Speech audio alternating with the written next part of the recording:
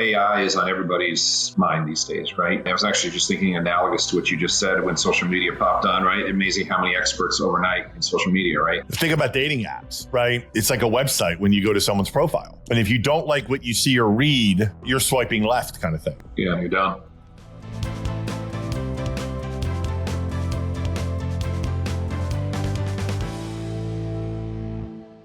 Our guest today is Bryn Tindall. Now, although not technically alliterative, the words Bryn Tindall do have a ring to them. And that's not surprising considering Bryn has a strong knack for recognizing things that have a ring to them. Since day one, he's been a rule breaker in the true rebel mold, one who won't settle for the status quo.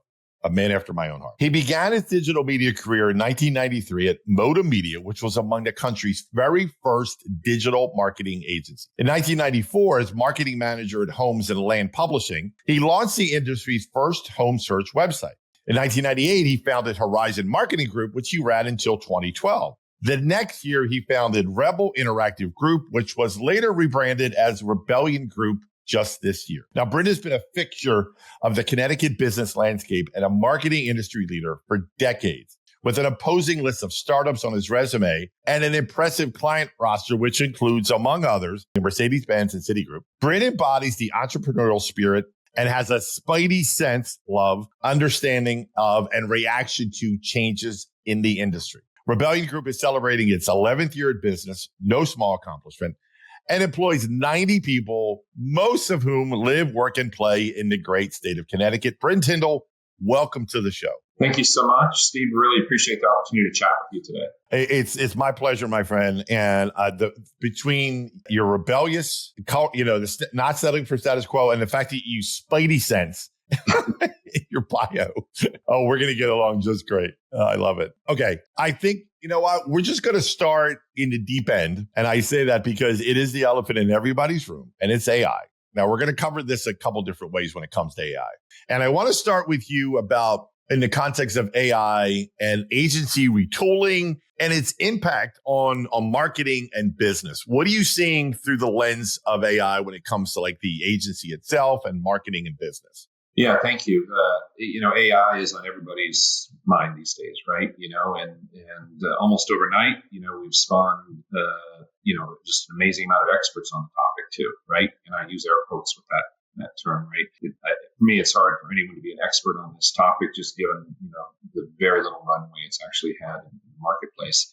I've been trying to pay attention to, get involved with this for quite some time. If you think about digital agencies and machine learning, we've been doing it sort of, for a while, agencies, obviously with the release of ChatGPT and some of the latest technologies, it's just sort of accelerated that curvature. I think it's interesting, initially what we saw as we were trying to push individuals in the organization to start to adopt it is this feeling like, hey, by me adopting this, I'm going to be basically working myself out of a job, right? And then over a relative near term, it became very clear that the skills that are needed to use the technologies just evolve the game, right? It isn't that the people get replaced. It's what you're doing, how you're searching, how you're prompting, how you're using the tool set is just simply changing what you do. And if it's used correctly and used accurately, obviously it gives back an amazing amount of time at the top end of the sort of the food chain, the thinking food chain, right? I don't know if that makes sense. Mm-hmm. Totally.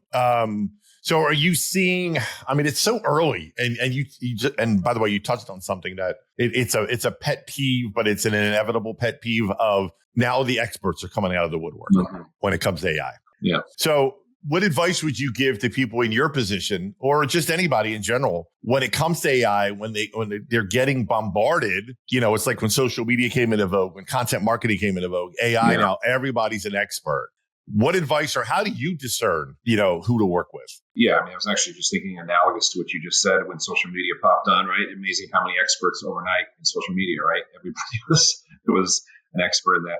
AI doesn't fit everywhere, right? And actually, it's already in the curvature. You're starting to see a little bit of a AI fatigue in terms of, not another AI type of thing, right? I think that you have to be careful how you work it in. I think there's a subset business that still is reticent to adopt it and feels a little nervous about it, right? And then there's a subset of early adopters who you just sort of can't get enough of it, right? I think where it fits is when it has a direct application to specifically time and giving people back time to do the other things that are, I think, that are at the higher end of the food chain. And so I've seen a lot of different applications of it. Sometimes people are just calling it AI, and it's really just another form of machine learning, right? Just because it's sexy and it garners eyeballs, right? But where it's done well, and there have been some amazing applications. I sent you a link to one that we have recently done that I think is really interesting, and we believe can be revolutionary. That's a marriage of data science and neurolinguistics with AI. Yeah, let's talk about that. The name of it is Kraken, if I'm saying that right. Kraken, yeah. Kraken, sorry, my apologies. And it's a psycholinguistic AI. So tell us about that. Yeah, the concept behind it is going back to social media is if you think about all the data most of us use to target, right? And we're pulling this data from the internet. And if you think about, just for a second to help you frame it, if you think about what people post on social media is basically inherently a lie. People lie about their lives in order to make themselves look, sound, feel better, right?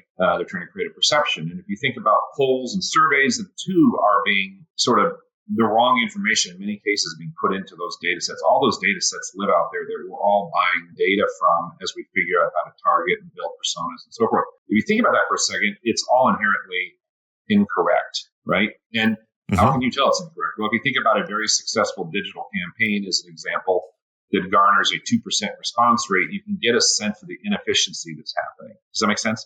Yep. So what if, you could actually get to the root of how people really think, right?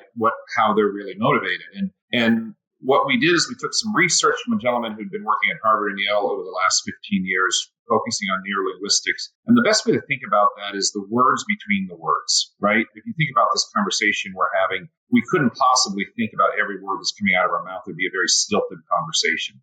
And so if you look at the words between the words and what people, the studies that was done was like what people are really looking at, what they're really saying, and then taking that data and then applying AI to it, right? And think about the ability to ingest billions of data points. Now you can, in real time, start to understand how to put together targeting, narrative, messaging, creative, not just in clusters, but down to the individual. And what AI has given us the ability to do when you marry it with data science and sort of this IP, it's given us the ability to very specifically understand audiences, what motivates them, and how to put messaging in front of them to get them to move in the direction that we're trying to elicit. Does that make sense? Totally. It's fascinating. What's a potential application then for brands, agencies? How will people use this? Yeah, that's a great question. One area that has emerged that we weren't thinking of when we built the technology was call centers in big companies, right? If you think about the data that's in there, people calling in and all these transcripts and so forth, let's just use it in the realm of insurance for a moment. You can mine in real time using this technology when people are talking what they're thinking vis-a-vis their policy, right? In other words, is this person at risk of not renewing? Is there an opportunity to potentially cross-sell something in here?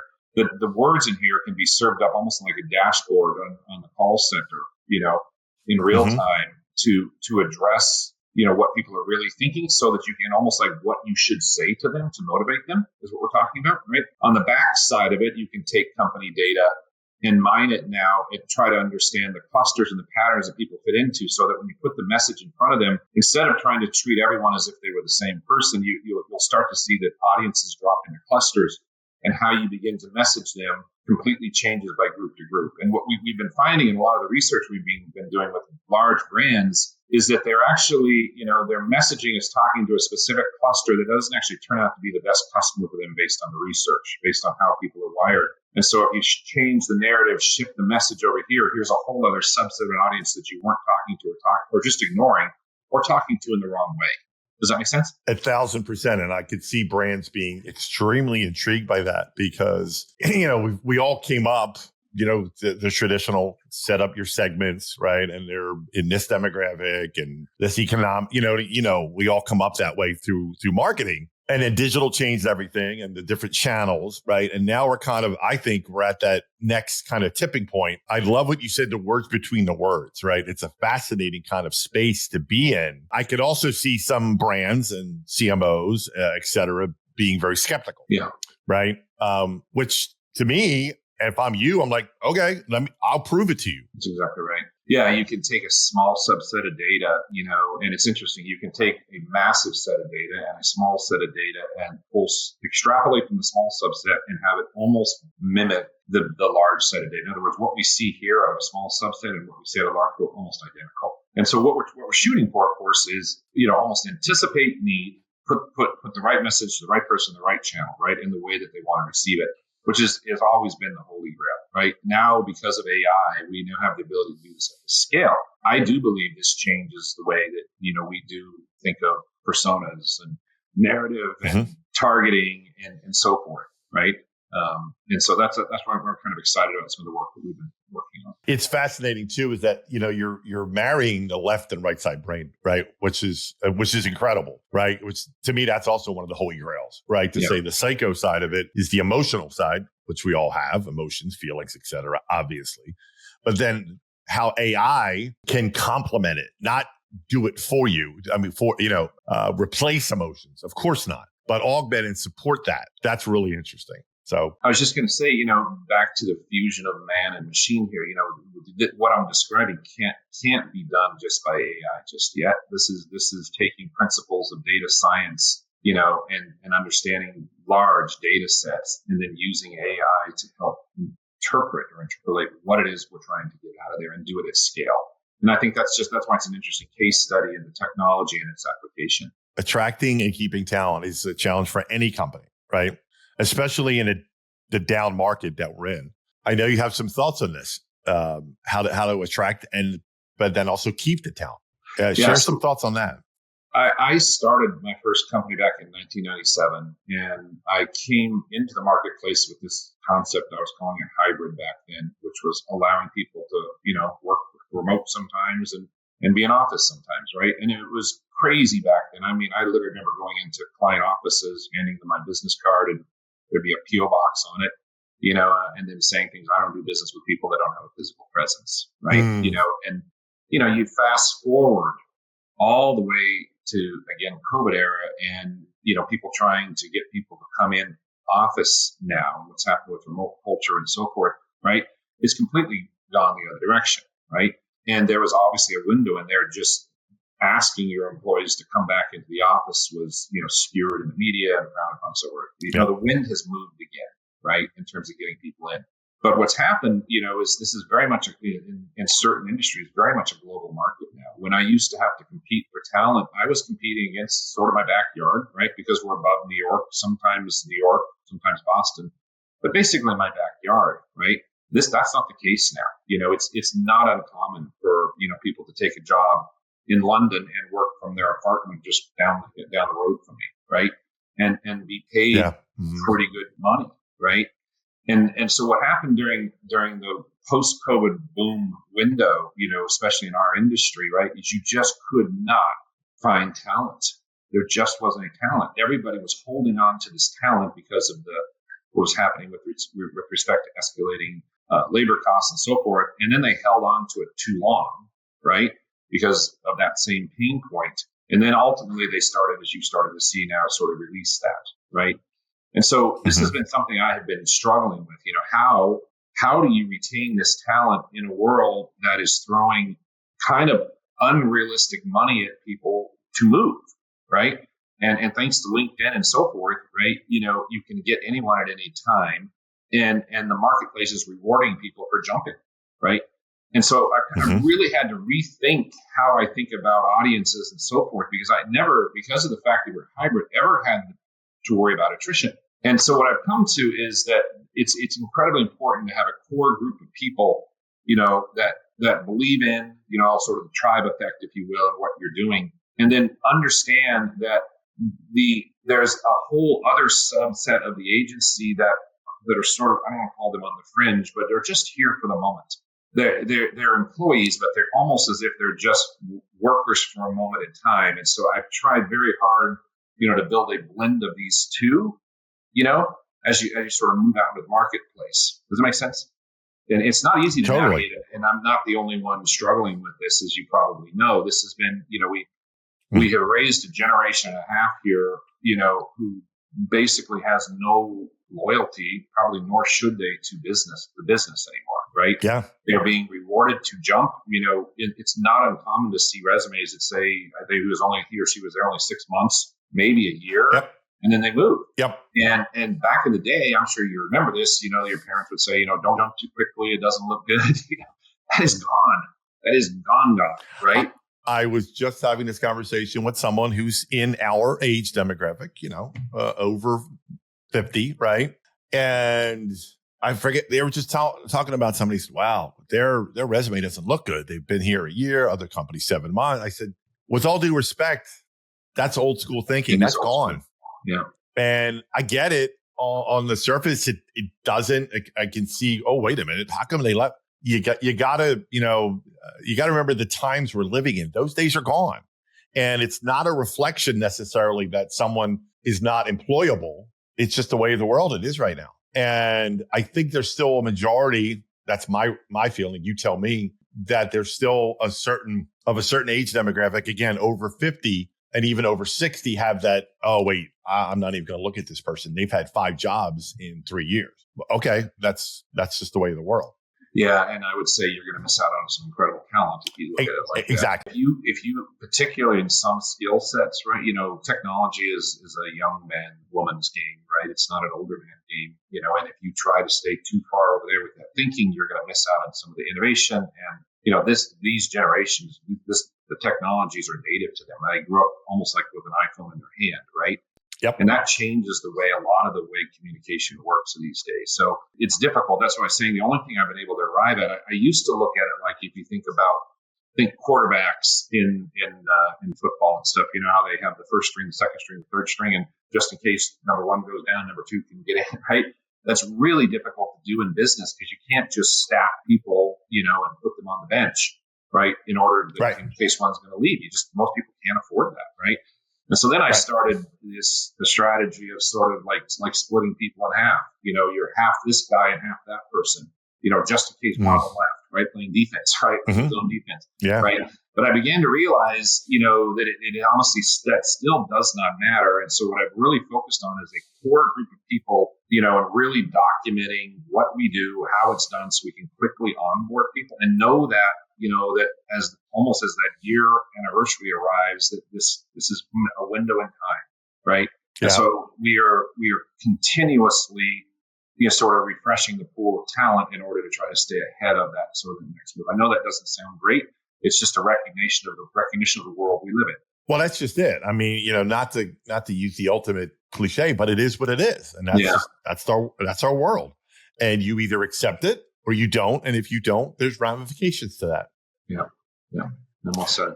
Yeah. Hey, sorry for the interruption. We're going to get back to our show in one quick second, but stay with me. If you're in the need for anything SEO and or link building related, you need to do yourself one quick favor. You need to go to the website that's on the screen right now, stanventures.com. Go there, tell them Steve O sent you. The rest will take care of itself. Trust me. You can thank me later. Let's talk about sales and inbound lead generation. How does your agency talk a little bit about, if you're talking to other agency owners, how do you guys look at sales and inbound leads, and how you scoring, CRMs, all that good stuff? Yeah. First thing I would say is you have to recognize, and I'm sure you do, that we are in a completely inbound world now. The way this used to be done, people used to literally drop by offices and, drop off stuff and, all that kind of stuff. All that stuff closed down. It was closing down pre-COVID. It's closed and gone, right? You can't just stop by almost any business. There's locks on the door that don't want you in, and honestly, it's frowned upon. Honestly, if you telemarket somebody cold call, it's frowned upon. It puts you into a whole other category of, I don't know who this is. I don't know why they're bothering me. And it's hard for people to understand that this shift has happened. I'm talking about on the business to business side, right? Yep. People now are of the mindset that they need to come to the conclusion themselves, right? And part of marketers' job is to help coach them down that path in such a way that they do believe that they've arrived at that conclusion themselves, right? And so when you think about how it used to be done, everything has moved, as you're probably aware, to production of thought leadership based content that you're putting out into the audiences. Not too dissimilar, honestly, from what this podcast is that you've produced, right? You're producing thought leadership content that you're putting out into the marketplace to position you and your brand and the organization you represent in a certain way, right? And it acts as a lead conduit for what you're really trying to drive, right? And so this is hard for people because they built these legions of sales teams who are waiting, to call on customers, and the customers are not receptive. So it's a retooling that's begun. Yeah, and it's a retooling of mindsets as well. Yeah. And that's not easy for some people who've done it, quote unquote, a certain number of years. Yeah, when you think about agencies, the other thing I would say to other agencies is I think you need to be in a constant state of acquisition, right? Relationships in the agency world are not forever. I very much view agencies like doctors, and if you think about going to visit your doctor, I don't know about you, not necessarily want to go see my doctor because it usually means there's potentially something wrong, right? And if you think about why people hire agencies, it's in most cases because, they've reached the point that they either can't do it themselves, don't want to do it themselves, tried and failed. And so they're bringing the problem. So it's just like a doctor, right? But you don't want to necessarily stay under the care of that doctor forever and ever, amen, right? The goal is to get better and move on, right? And so when you think about agency relationships, most of them do not last, the way they used to do for a protracted period of time. They're in and out. Sometimes you'll see now where people will come in, get fixed, go back about their merry way, and then come back again for another dose, and so forth and so on. And I think that's more the new norm, right? So when you think about the way people work with agencies, they go hunt it, they get it, they work it, it plays its course, and then they're like, oh shit, I don't have anything coming in. Then you got to jump start that pipeline all over again, right? I think what people should be thinking about is a continual state of priming it and prepping it so that, it's always in motion, that inbound flow. And you can start to, over time, begin to pick and choose those relationships that make the most sense for your business instead of, this sort of like feast or famine approach. Does that make sense? Yeah, totally. And it just strikes to the importance that I'm not just saying this because of what we do, but at Stan, the need for, SEO for that inbound to really have maximum SEO and keyword, right? Because when they start searching, they find you. Yeah, that's what I was talking about. They're like, oh shit, I got a problem. And then they start to look for it, and then, then they, you think about that whole ecosystem of, oh, I have a problem. Oh, this seems to be a solution. And then they're going to start to do their research about you, right? Reviews, who's the person that leads it? What's their background? All this stuff is happening back here, right? And I know you understand this given the business that you have, but a lot of people don't. They think they're not getting calls, for a variety of reasons. The reality is many people are finding them not liking what they see when they get there, the story that's being told, how it's being positioned and so forth. And so the phone never rings, they never reach out because what they saw did not meet what they thought they were going to get. Does that make sense? 1,000%. And I'll give you an analogy back. Your analogy about the doctor is perfect. I'm going to give you an analogy that I have. So right now I'm in the dating world. Okay. Think about dating apps, right? It's like a website when you go to someone's profile. And if you don't like what you see or read, you're swiping left kind of thing. Yeah, you're done. You're done. And it's the same thing with websites and company sites that if I don't like what I see, there may be amazing talent and amazing services at a given website. But if I don't like what I see on the surface or read what I see, I'm swiping left. Yeah, that's a great analogy. I'm going to take that from you. All right. Take it. By all means, just give me attribution and 50% of any price. Right. I'm kidding. No, No, it is though. It's the same kind of, analogy. Yeah, I'm still here. Yeah, I was just going to say back to your dating analogy. You don't know that it didn't happen, right? And you don't there's no attribution that it didn't happen. And you can sort of see that maybe somebody searched and maybe somebody went to your webpage, but the phone didn't ring, right? But you don't understand why. It's interesting that happens across our customers too. And you're trying to say, hey, we got them there, right? I know you know what I'm talking about. We got them to the front door. Look, we can see they're at the front door. We see they picked up the phone and called you, right? We can listen to the transcript of what your person said when you got it. That is where the problem is, right? I mean, part of the problem is getting them there, of course, which is what we all do, right? But also when they get there, there's this whole understanding of making it as frictionless as possible for them to come through the door and do business with you that people don't understand. Does that make sense? Without question, it does. And it's it's fascinating to me. I'm an amateur student of human nature to begin with, and why more people don't get that. And it's somewhat rhetorical because we can't answer that, but it just fascinates me regardless. I was just going to say you mentioned about, people are coming to the front door, right? Well, now as we are recording this, Bryn, as you know, Google decided to not deprecate third-party cookies, right? So we'll still have that. Okay, cookie, you showed up at my front door. I can still target you, third party wise, right? But it doesn't mean, they're gonna ultimately walk in the door anyway. But I wanted to get your thoughts on, again, as we're recording this, I think we're about a week out since Google decided and announced they're not going to deprecate third party cookies after how many starts and stops. And I'd be remiss if I didn't get your thoughts on that. What does it mean? Does it mean anything? Is it much ado about nothing? What are your thoughts? So I have been focused on for our customer, I refer to as take your customers back, right? If you think about, if you're a manufacturer of anything, right, and almost everything is sold through distributors and retailers and so forth, even Amazon is the same thing. You get no data, right? If you're selling for Amazon. And so I believe at every turn, that you should be trying to build house lists, right? I also think if you're an e-com play and you're overly dependent on an Amazon ecosystem, that's a very dangerous world to be in, if you think about it, right? Because they can change the terms at any point. I believe in a blended strategy with respect to that in terms of how you navigate customers. Obviously, Google, Facebook, Amazon, the sort of the big three have all of this data, right? And in most cases today, they're just choosing not to release it, right? They have these data points. I think it's becoming, we have raised marketers for quite some time to talk about attribution and the ability to look as a one-to-one causality between set action and so forth, and in the world that's emerged here because of cookies and all this kind of stuff and not sharing data, it's becoming increasingly difficult to show causality between set action and, what happens over here. I don't see that changing over the short term. I think with respect to some of the privacy laws you see in places like California, New York, obviously in Europe and so forth, I think there could be a day moving forward where that stuff is going to be forced out back into the world so we can see it. But I think how we talk about attribution and causality has to begin to shift pretty quickly here.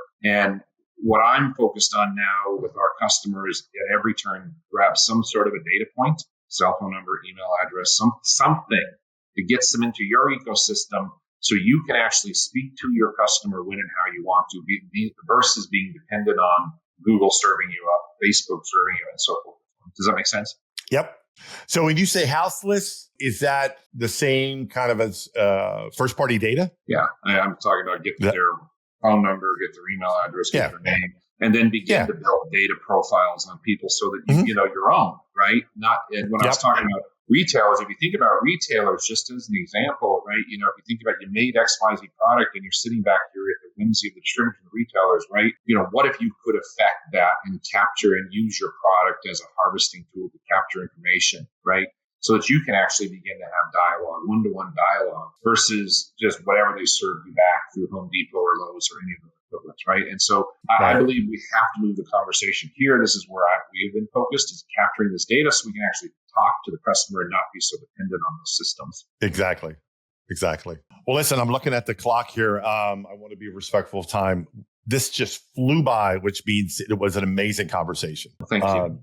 I know, you're incredibly talented, and we are very much aligned on a lot of things. And I know the listeners and viewers are going to get a lot from this episode.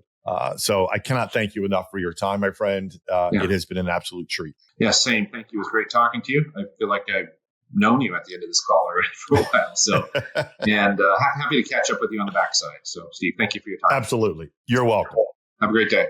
Hey, I'm the guy from the video you just saw. Thanks for watching. I really appreciate it. Now do yourself a favor. If you haven't already, subscribe to our content. Believe it or not, unconfirmed rumors and reports, you will see an increase in 20% in organic traffic just by subscribing. Okay, Maybe not, but it's fun, right? But do yourself a favor, really. Subscribe to our content. You won't be sorry. Thanks.